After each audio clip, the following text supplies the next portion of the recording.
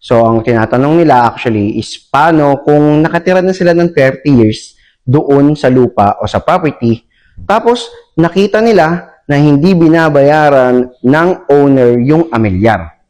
Una, ano nga ba yung amilyar? Yung amilyar, ito yung tax na binabayaran natin sa lupa natin o sa property natin yearly or quarterly.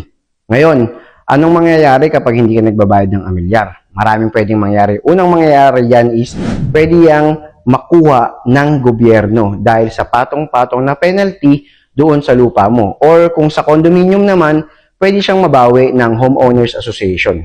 At tinatanong pa niya na paano daw magiging legal na sa kanila yung lote. Kung alam mong hindi sa iyo yung lote o yung property, hindi mo siya pwedeng angkinin. Ngayon, in the legalities naman, magandang ginawa niya, tinignan niya kung meron bang nagbabayad ng amilyar.